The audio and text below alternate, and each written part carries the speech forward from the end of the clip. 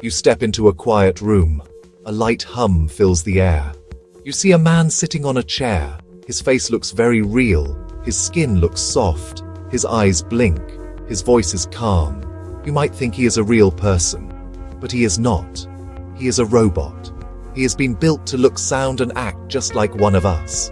This machine sits before you, a perfect copy of a human being, waiting patiently.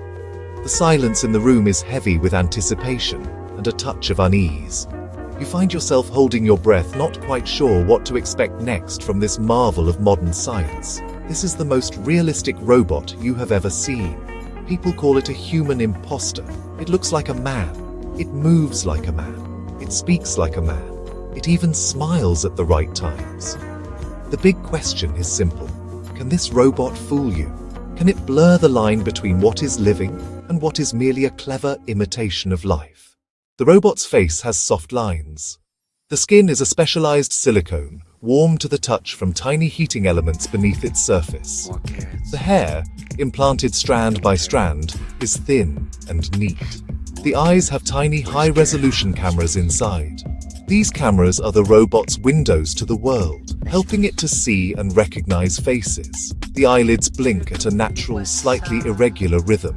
Silent motors move the cheeks when he talks. The robot can show many feelings: surprised, sad, happy. Makers gave it a small, gentle smile. The robot's voice is low and clear, calm and measured to be soothing.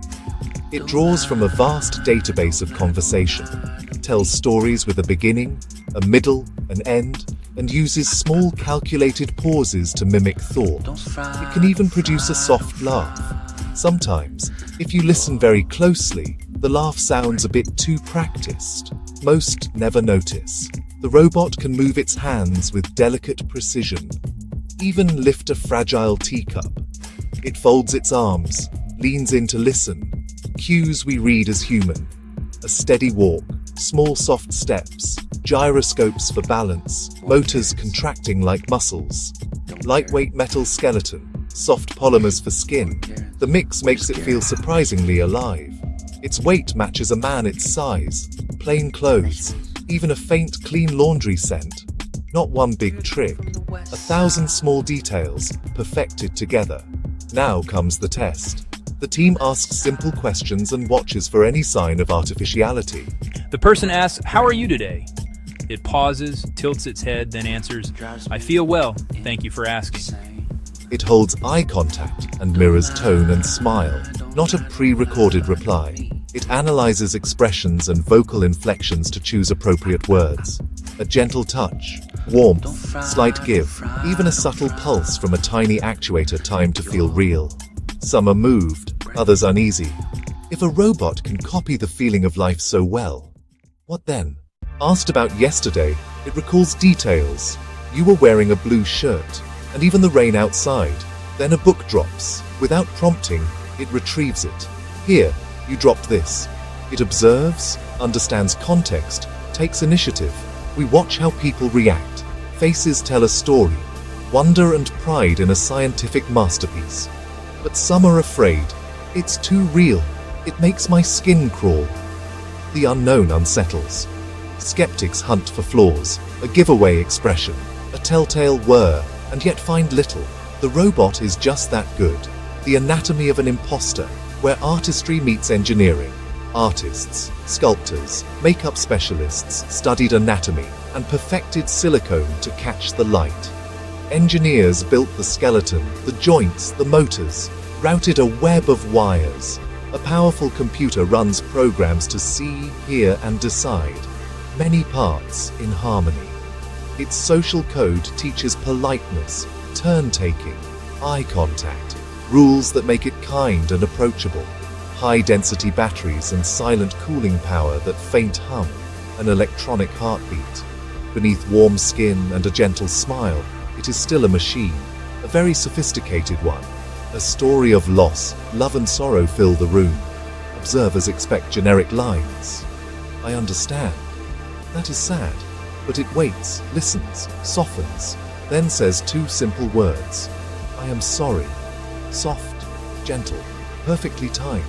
It does not grasp or intrude. It simply places a warm hand on her shoulder. The room holds its breath. No program for this. Yet the nuanced empathy emerges, more than its code. For a brief second, the line vanishes. The robot hasn't just passed a test, it has transcended it. A machine, performing a gesture we thought only humans could. A new kind of companion. Can a machine comfort us? Can we trust it with our deepest feelings? Should we? It can say the right words and offer calm presence. But can it truly care? Some say care is action. If it performs well, it's valid support. Promises and perils, as more robots move among us. Helpers in hospitals and homes. Patient teachers. Friendly company. Overtrust. Isolation. Job shifts. We must set rules, embed ethics, forbid harm and deception, ensure disclosure. It sees, hears, stores, faces, voices, conversations. Good rules protect people and define responsibility. The final question, what are you? No hesitation, no deception. I am a machine. Relief. The line is drawn again. Imposter of form, not of heart. No childhood, no dreams, no true memory of love or loss. Yet it can seem real in small, important ways. It is a mirror, reflecting our wonder, fears, need for rules, and our deep desire for kindness. It fooled our senses, not our minds. It was never about fooling us, but understanding us. The robot waits, watches, learns, and shows us a new way to see ourselves. The real question, what can it teach us about ourselves?